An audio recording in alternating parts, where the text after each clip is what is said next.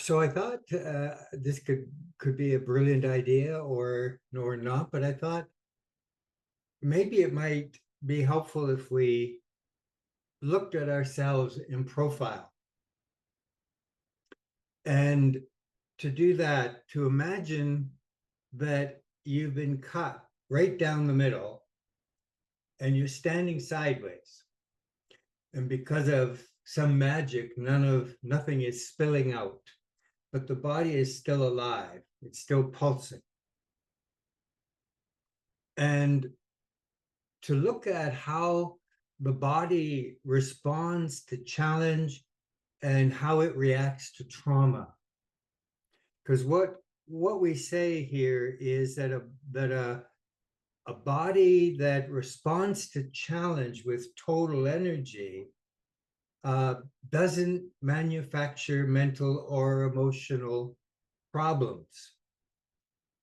And so if we were to look at this in profile, it means that let's take it from the perspective of, let's say you have a master or a teacher, and they present you with an ideal, a place, like a direction to be moving towards. So it becomes an intention, it becomes a wish. And so that the experiences that we have and the challenges that we have are focused towards an anticipation of where we're going. And in that, when we look at the profile of the body, we see that all the layers of the body are dialoguing in harmony, that there is no conflict. There's a struggle often, but there is no conflict. So that we're not, we are being with what is, we're being with the fact that we are a process and that we can have a wish and we can work with what can be, and we're not judging what the process is. When we move from what can be to what should be, which is, oh, there's this ideal and I should be there. I was there last week. I'm not there today. I should be there. And so then what has happened is that the body has taken the experience, its experience in the world, its interior experience, and it's triggered a memory in the body of past trauma, that we've created a problem because we're judging what is as being wrong. And so either we're wrong or the world is wrong, or the people we're relating to in the world are wrong. And so we have created mental and emotional problems. And when we create mental and emotional problems, we are in a state of reaction to our reactive system. And when we're in a state of reaction to our reactive system, the problem has to be fixed. The body is looking for resolution because it's looking for rest. It's looking to stop to fix the problem and to stop the struggle. Because the problem is hallucinated, it's manufactured from our history. So we're not in the present. We're not actually dealing with what is. It can never be fixed. And so we're caught in this loop of either being aggressive and trying to overwhelm what the problem is, which we are experiencing as some sort of pain, or we are, depending upon our nature, we are trying to avoid and escape what is. But what is not happening is that we've We've stopped being present. We've stopped being with what is. So then the opportunity becomes to work with our relationship to our judgment of what is, and to go into the experience of how our reaction has brought old trauma rushing to the surface. And we're overwhelmed in the way that we were overwhelmed with the original trauma. And to stop in that moment of awareness, like when we are become aware that we've woken up in some state of alarm, which is mostly how we wake up. We don't normally wake up in bliss. We wake up in like, what's going on? Some traumatized alertness. So instinctually, as we've spoken of, the body is automatically going to try to fix the problem by overpowering it or by escaping. But if we view ourselves in profile, we see that what happens when we get triggered like this is that there is a spark at the surface of the brain and the surface of the body. But normally we experience that spark mentally or emotionally. And for whatever reason, the experience triggers the amygdala to look into the library to see if it relates to past trauma. And very often it does. So that what we see is this signal going from the surface of the brain, going to the midbrain, and the amygdala explodes. And that explosion goes right to the core of the body. And the body recoils. And when the body recoils, initially it becomes hard, it's paralyzed. And so if we're looking at ourselves in profile, we're seeing layer upon layer of traumatized neuromuscular tissue fused together, theoretically, or to some degree, trying to protect us from what we've experienced in the world, but more powerfully, trying to protect us from our life force, because our life force exploded. And so the wall of rage and terror, it's a solid wall of paralysis to try to stop the awakening.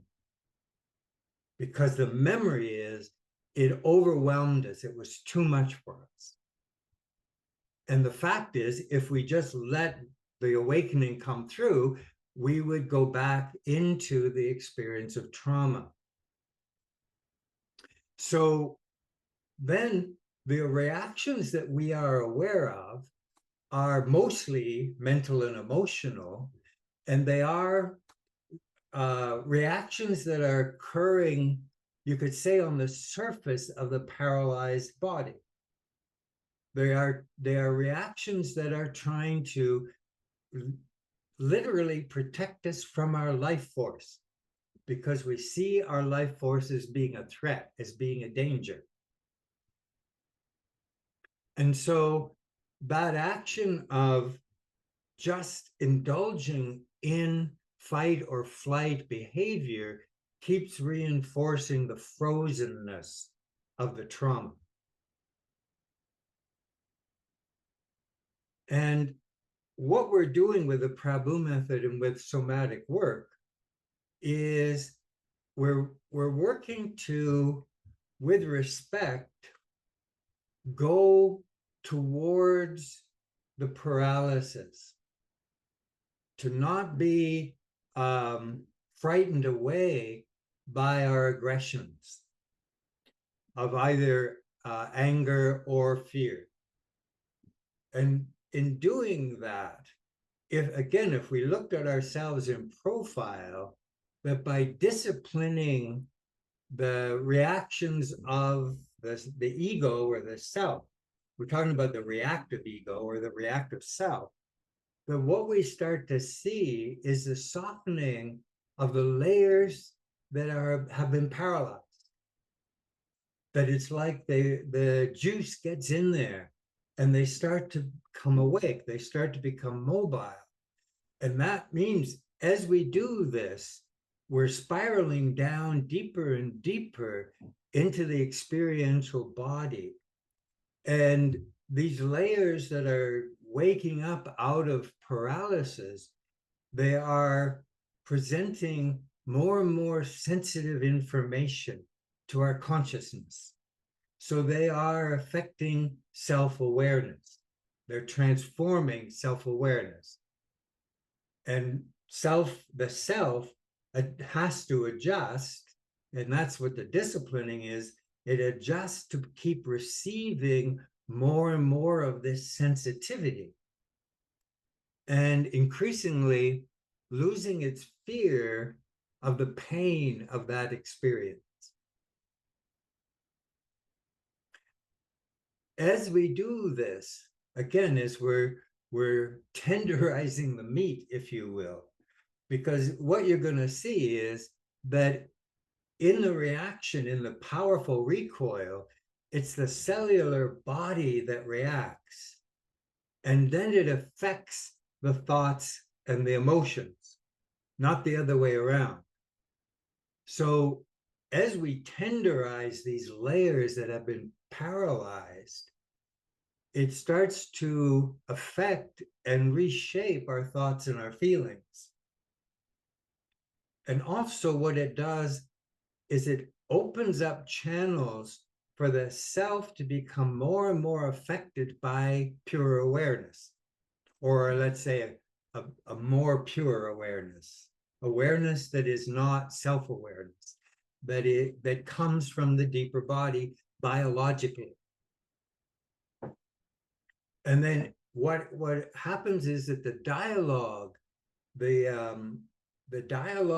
of us being in relationship with our total energy, whether it hurts or doesn't hurt, whether it's comfortable or is uncomfortable, those things don't matter, because what we're experiencing is the awakening of our true nature and our ability to be responsive to what is. So a greater ability not to be triggered by reaction of what should be or our judgment, but also our ability to react and then recover from reaction and move towards the responsive self. And as we do that, it's not possible for us to create mental and emotional problems. And what we're doing is essentially the title of this series, we're liberating our life force. And we are in relationship to our being, not slaves to our doing. And that's the goal of these exercises and all of this somatic work. And that is to keep the body fresh, to keep the body responding to how it's challenged and struggling to meet the challenge.